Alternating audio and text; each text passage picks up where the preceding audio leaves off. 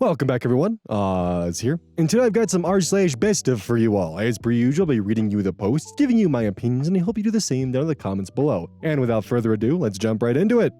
This post was collected by Direct Caterpillar 77, and their tagline is, "Satan is not a pogo stick. The original OP is throw RAQF 6856856." Posted to r/relationship advice April 9th, 2022. My girlfriend set me up to cheat on her, and now she thinks I would actually cheat on her. I, male 25, and my girlfriend, female 25, have been in a relationship for 4 years. Before that, we were friends for more than 2 years, so I've known her for at least 6 years. We get along great and don't have many arguments or fights. Last Sunday, my girlfriend's friend Susan asked me to come to her place and told me that my girlfriend was there and we could all just hang out. We were at the local deli and Susan's apartment is just a block away, so I went with her. Got there and saw my girlfriend and her friends calling me a cheater. She was crying. Honestly, at that point, I didn't know what was going on. It was all very confusing. My girlfriend's other friend was saying, "Break up with him, he's a cheat." After things calmed down a little, I told her that Susan told me that she would be there, so I don't understand what was going on. Apparently, Susan blew their plan and she wasn't supposed to tell me that my girlfriend would be there. I don't know why my girlfriend thinks she has the right to be mad at me. It should be me who is mad at her. She literally tried to set me up and failed. Her narrative now is that I shouldn't have gone home with another woman, and what if Susan was lying? Susan is her best friend and she told me that my girlfriend was there. I had no reason to suspect she was lying. Right now, she thinks that I would actually cheat on her if I got a good opportunity. Basically, she thinks I would go to some random-ass woman's house that I meet. How fucking realistic. I don't think she realizes how stupid that sounds. I love her and don't want to dump her over this, but it is very stupid to set someone up to do something bad. I think I can get past her stupid test, but what is pissing me off is that she isn't talking to me and just says that she knows that I have the potential to cheat. With every passing day, I'm honestly getting tired of her crap. What do you guys think? Relevant comments. Peak Penguins comments. Your girlfriend is 25 going on to 15. I'd be done with anyone trying to catch me with stupid games like this. I'd be even more done at the fact that she's still fucking mad at you, even though her friend blew the plan. Sounds like she's insistent on believing exactly what she wanted to believe. OP responds, "It's starting to look like that, honestly." User Faria comments, "Everyone has the potential to cheat, we just choose not to. If your girl is being like this now, it won't get better later. If anything, it'll get much, much worse. We don't always want to do what needs to be done, and you need to dump this crazy woman. She's toxic, and so are her friends." OP responds, quote, "Everyone has the potential to cheat, we just choose not to."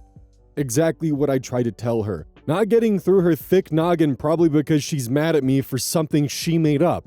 I can work with her if she apologizes and promises to work on it, but this is getting exhausting. Update, April 13th, 2022, 4 days later. Thank you to everyone who replied to my first post. Just a little update. It was really difficult, but I broke up with her.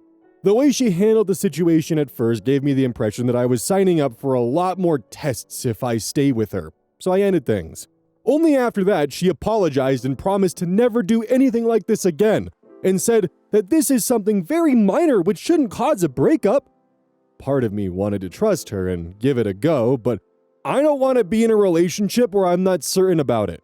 As for Susan, after this I have ran into her at the deli daily and she confessed that she was not on board with her girlfriend's plan. Thus, she partly messed up the plan without betraying her friends. I guess something is better than nothing and I thanked her for it.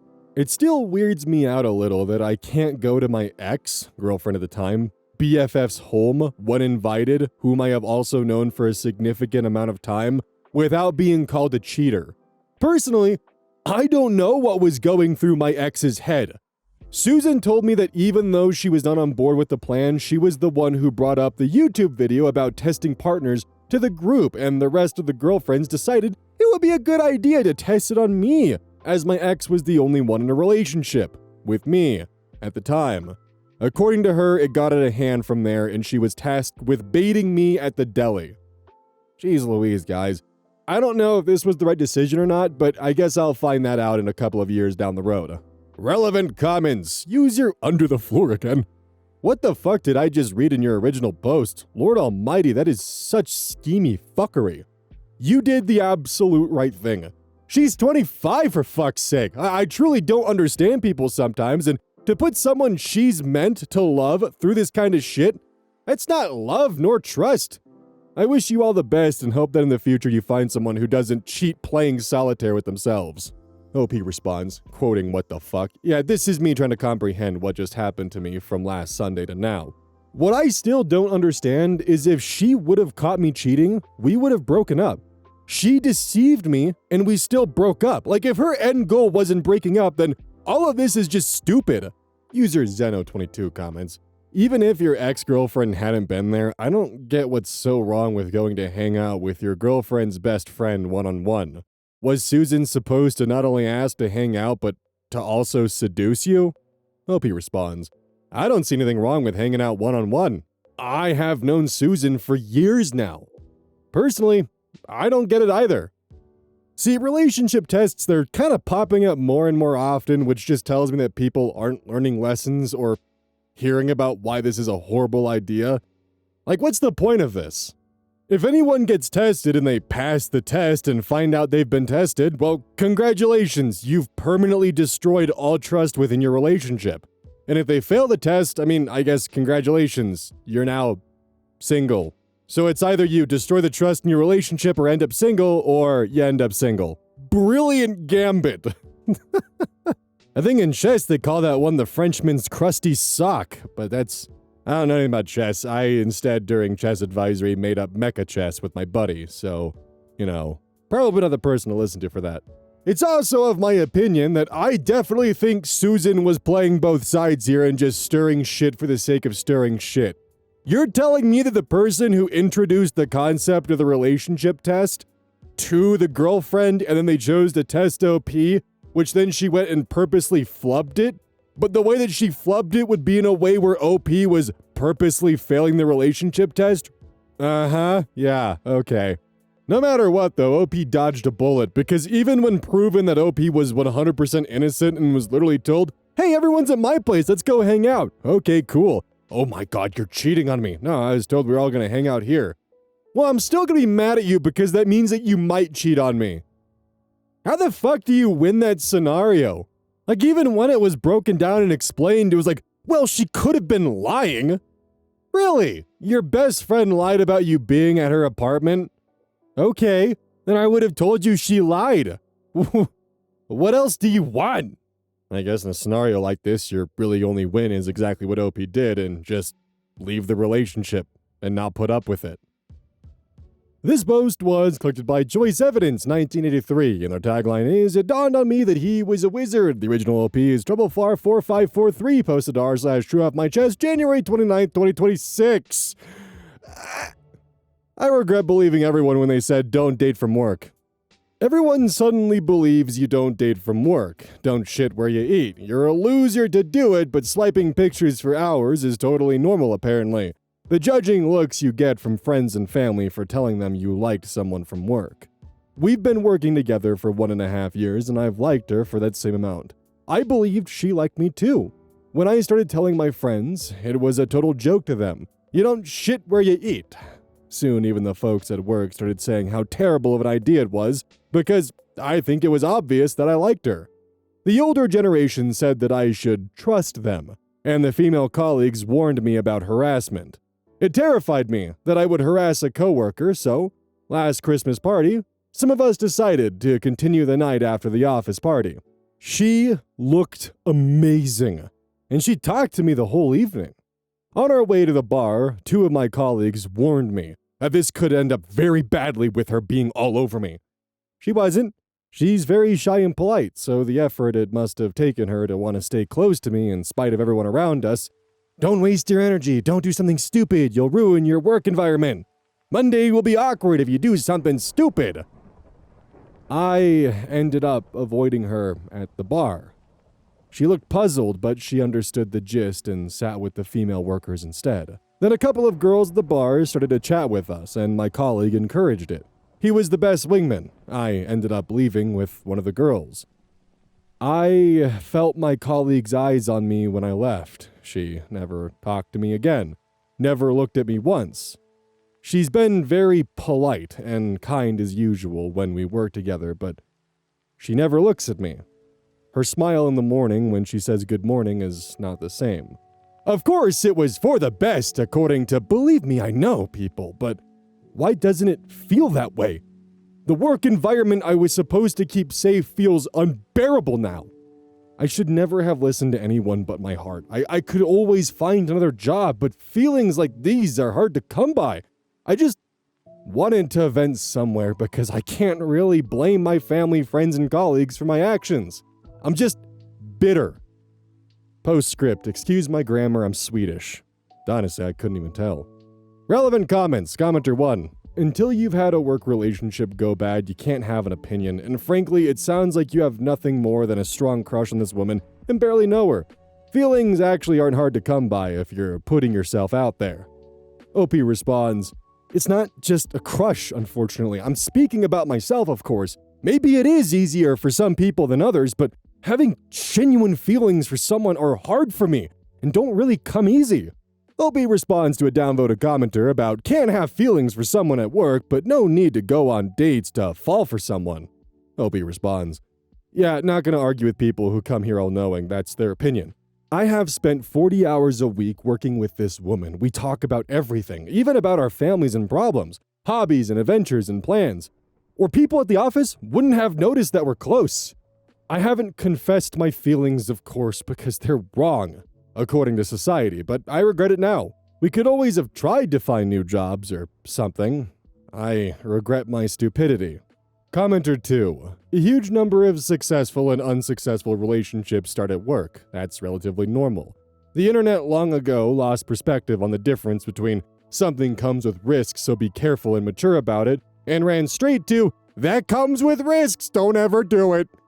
Jobs are temporary. If things go bad for whatever reason, you have the power to leave and find a new one. It's not fun, but it's also one of the better ways to get better pay. And your company owes you the same amount of loyalty you owe them. None. So go into a workplace relationship cautiously. OP responds. I totally agree with you. Thanks for the nuanced response. Sorry for the downvotes you're getting because of it.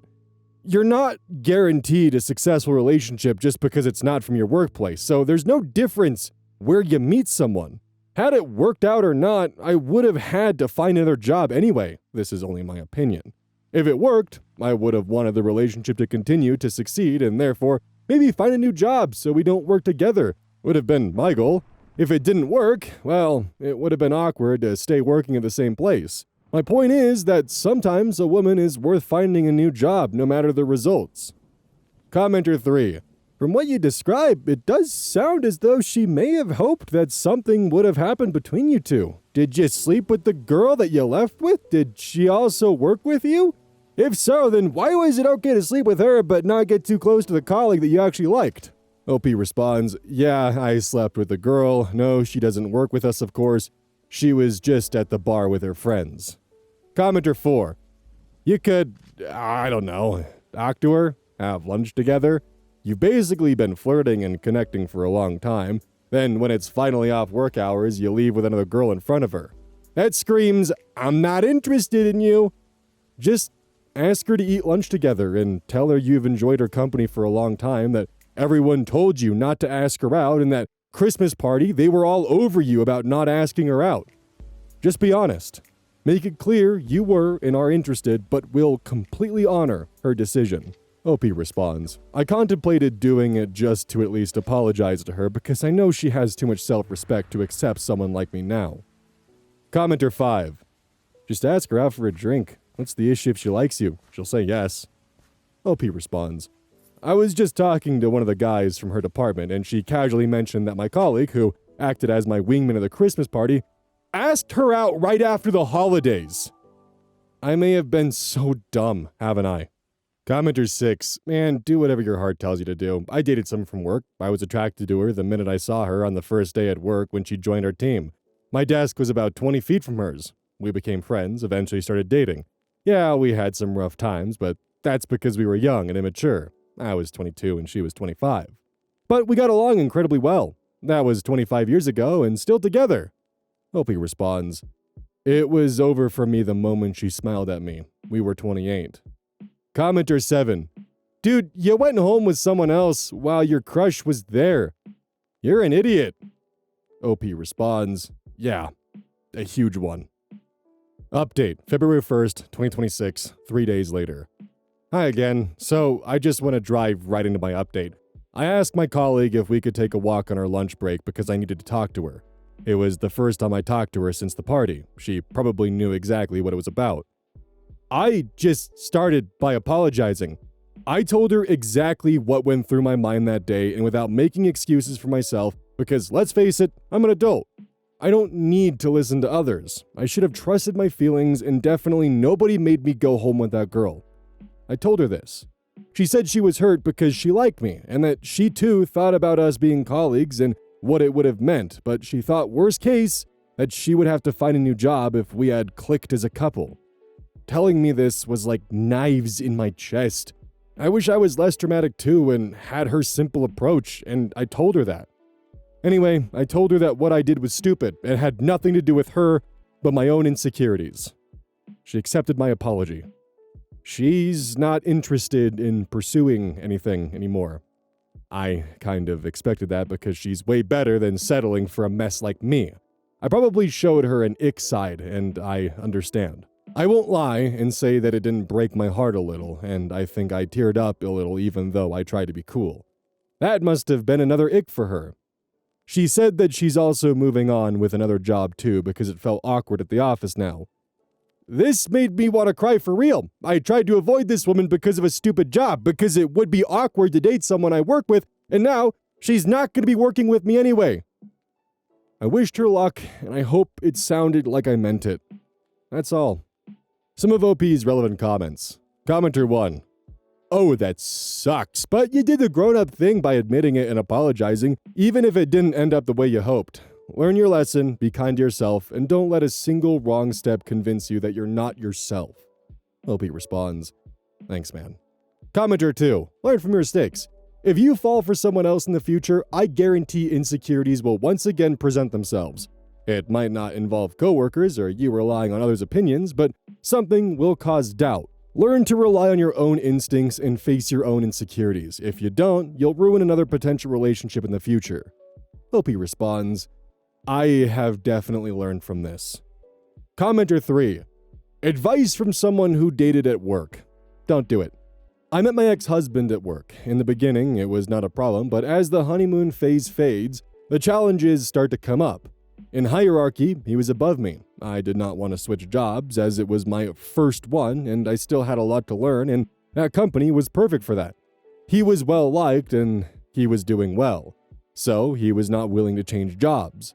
We were in the same team, so it did not help. Issues at work would get carried over in the relationship. It was only after he changed companies that the relationship got better. So never again will I date someone at my job.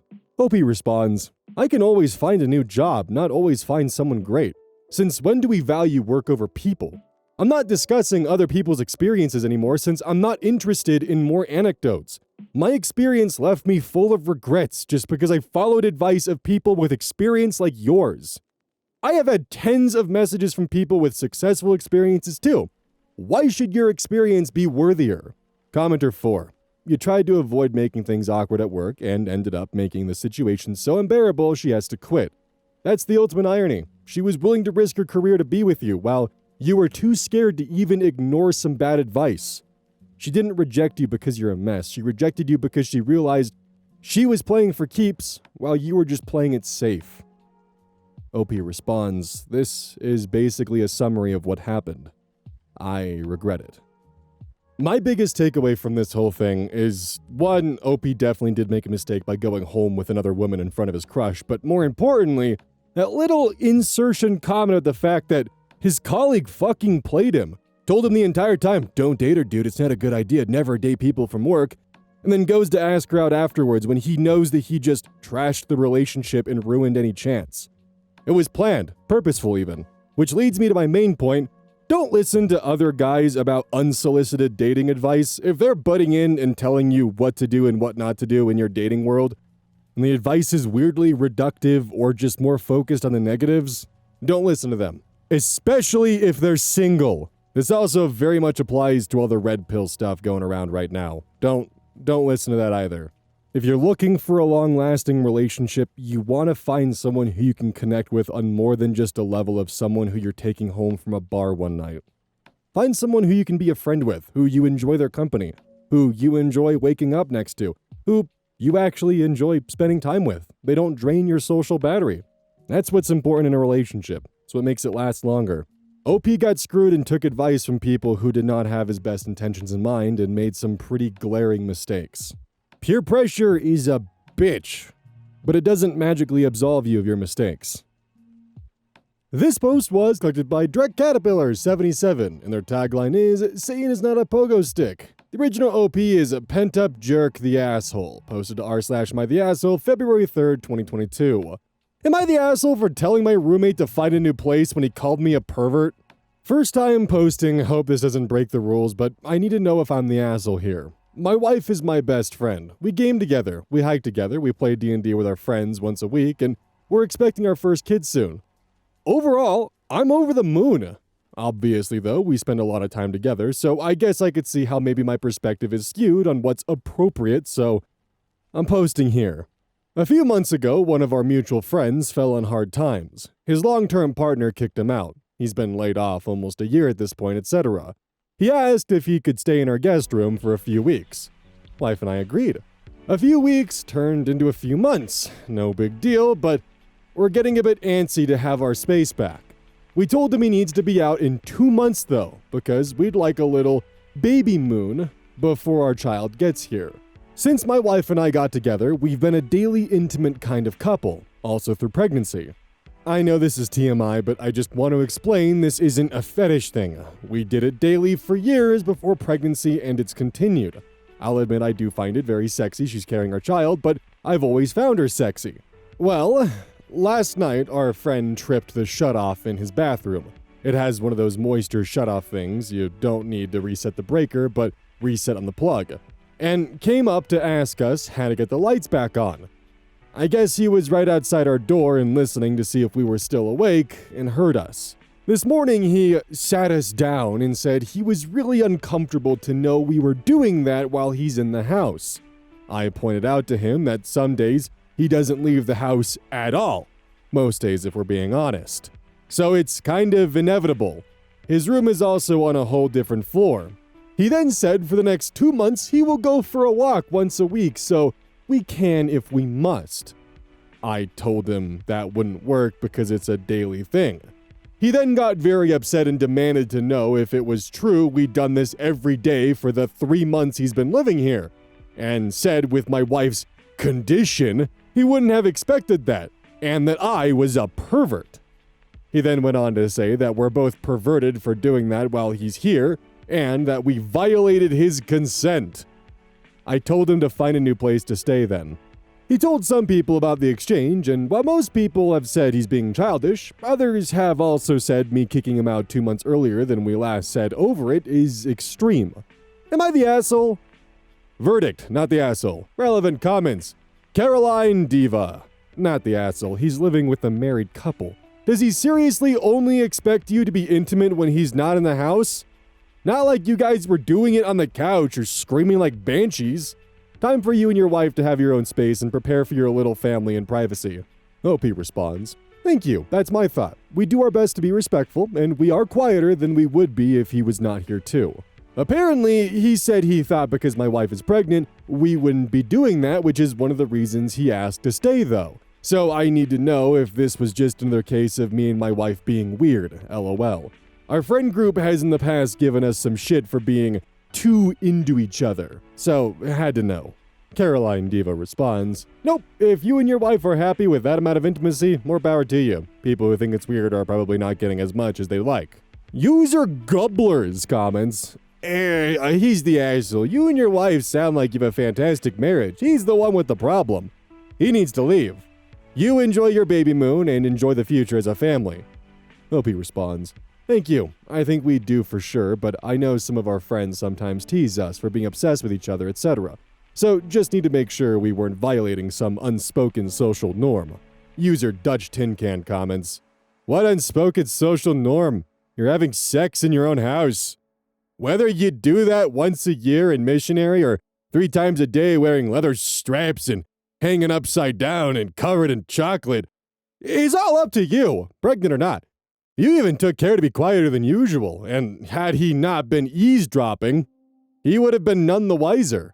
User Diagnosed Wolf comments, "Not the asshole. This person feels that he has been pulled into sexual activity against his will. Why would he want to stay in your house a moment longer? Similarly, you have been wrongly accused of being sexually inappropriate with your wife when she's in a vulnerable state. Why would you keep a house guest when they make such terrible accusations against you? This is one of those absolute deal-breaker conversations, a grab your stuff and get out moment, if there ever was one." Opie responds, "Thank you. Yeah, my wife and I both have felt very awkward since this comment about violating consent, as that's something very important to both of us, and we've been very conscious of being quiet and not making it awkward for him, so it was a bit of a gut punch to hear that." User Explara Blue X comments, "Info, what does your guest even do every day? Does he pay rent, do chores, cook meals, or work? Because I have a gut feeling about why he might have been kicked out by his long-term partner." Opie responds, "When he moved in the first month, he was pretty helpful. He offered to cook since we were buying the groceries and would do a couple meals a week, but my wife and I did most of the cooking because he was a bit hard on the cookware and never really learned the clean-as-you-go theory." Overall, he kept his area clean and vacuumed the downstairs living room at first, and mostly, he was just hanging out in his room and recovering and applying for jobs, he said. And I guess they weren't panning out.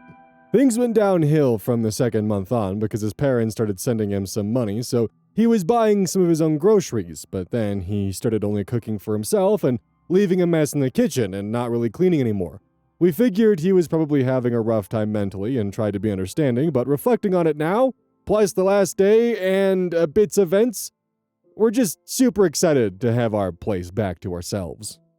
So before we get to the update, I just kind of want to ask, because in my 26 years of living, I have never once tripped a GFI outlet. Once. Like, what were you doing in there, dude? Also, additionally, for OP's friends that are saying that, you're being a bit extreme by kicking him out 2 months early, just ask them, hey, would you feel comfortable if your house guest called you a pervert? Anyways, update. February 4th, 2022, the next day. Hey everyone! Wow, I did not expect this to blow up so much, but my wife and I are really appreciating all the support and input. I'm not sure if this is how I'm supposed to update, to be honest, but someone messaged me saying I should. Anyways, my wife and I talked about it last night, and after reading some comments, we wondered if maybe he was triggered by something, or, as others mentioned, perhaps asexual and sex-averse, and we do have some ace friends and didn't want to be dismissive or kick him while he was down if it was coming from that place. So we planned to just have a mature conversation about it this morning and let him know that we expect an apology for the perverted comment and that he was not allowed to dictate our sex lives, but if he could deal with it and apologize, he could stay as a compromise 1 more month instead of the agreed upon 2. That did not end up happening. My wife and I came out of our room this morning and he was sitting in the upstairs living room, and the first thing out of his mouth was a very accusatory, "You did it again last night, didn't you?" My wife was over it at that point and told him she was not sorry he felt uncomfortable, but that the situation and him are now making us uncomfortable, and so my invitation for him to leave from last night has now turned into a request and an expectation for him to go. He's going to stay with another friend, and we haven't seen him since he went to go pack his room up, but he's made a point of loudly slamming his bags down whenever he brings one up to the main hallway, so obviously he's quite pissed. My wife has decided to postpone the meeting she was going to have today to Monday, as she doesn't want to deal with all his thumping and whatever happens next while on a professional call. So we're taking an early Friday off and are going to read through some of the comments while we wait for him to go. My wife thinks we should celebrate having our house back tonight with a petty romp in the spare room after we change the sheets to dispel the anti-sex energy. I agree. OP, I love you, man. But for the love of God, that entire update, there were only 2 commas. Why? Anyways, relevant comments. Stout-ass couch potato comments. Touch wood, dude. Don't listen to others. Listen to each other about what works for y'all. May I ask how you still manage to be into each other after so long? How do you create this level of intimacy with someone? Not talking just about sex, but the way you talk about her warms my heart. I want a partner like that too. OP responds, I think for us a big thing has been just initial compatibility. We have a lot in common and we see the world the same way, which is very helpful, and both love to learn and discover new ideas and such. Chemistry was also huge. The first time we met, it was electric, and that never faded, and just every day I wake up excited to do things with her and talk to her and everything. We'd both been in pretty terrible relationships before we met, so we make it a priority to not take each other for granted. We both genuinely just like making the other happy, and it's pretty equal in that way, so we have a happy life. We also started out long distance for about 3 months because I was in the process of moving still, so our first version of being intimate was long talks about everything under the sun and important things. We got our perceived flaws out on the table early too because neither of us wanted to disappoint or blindside the other when we got to start truly dating, so not that folks need to be long distance, but just get to know everything you can about someone. We're fortunate that we both are good at being introspective, which I think also helped a ton. We don't do secrets. We communicate, but also make it a point to comprehend what the other is saying. We support one another completely, be it in hobbies or jobs or goals. We've never tried or been interested in changing one another, but support each other in things we want to change for ourselves. We laugh a lot, I think, is a big one. We enjoy doing things like cooking and cleaning together, or like if she's doing something with a client or needs to relax, I'll take point on dinner. If I'm tired or busy, she'll take point, etc. It's very give and take, and so there's never animosity over domestic tasks. We don't fight much usually, maybe about once a year we'll have a disagreement, but for the last 7 years it's never been more than a few hours before we resolve it, and we never stop respecting or caring for each other. We also never hide how we feel. We view any problems as an us versus the problem situation, not as a me versus her or vice versa. As for the intimacy thing, we had a rule when we started seeing each other in the first year that every day, no matter what, we would connect, especially because we work together and we play competitive games together and share hobbies, etc. We sometimes are with each other physically, like working in the office side by side, etc., but not with each other mentally, and it's easy to think you're filling your relationship cup just being around someone. But that's really not enough. You need to be intentional in your connection if that's something important to you both. So when we started our business, we decided every day we needed to connect as romantic partners and not just as best friends or business partners, even if it was only for 20 minutes before bed. It doesn't need to be sex per se, but the rule was just before bed or when there's a quiet moment, we hold each other and cuddle and we ask each other how the other is doing, and that's just always been a built-in part of the day.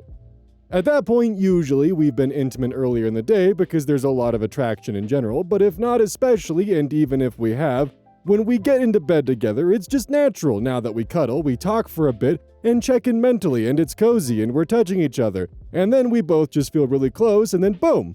Then we get up to go to the bathroom, brush our teeth, and go to sleep. It's just kind of a nice bedtime routine now, to be honest. Really, it's just open communication, understood expectations we're both comfortable with, a lot of love and respect and care, and a genuine interest in having a low-stress, happy life, and both of us being happy.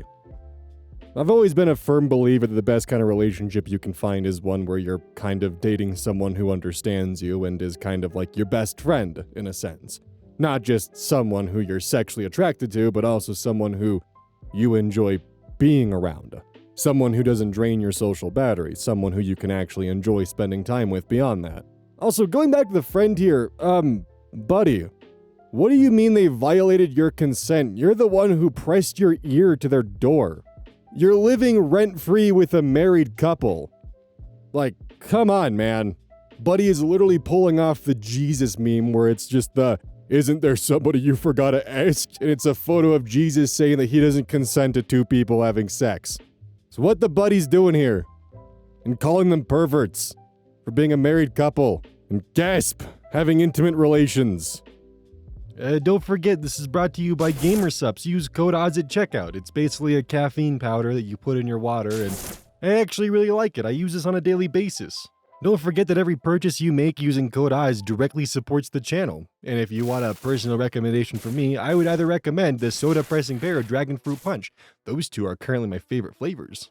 And as a note, once we sell a certain amount of stuff, I get my own flavor and my own cup, and you all know I'm gonna choose some degenerate shit that's gonna make their PR team squirm. My goal is to make them regret partnering with me. So please, use code EYES at checkout to make my dream come true of making a PR team squirm.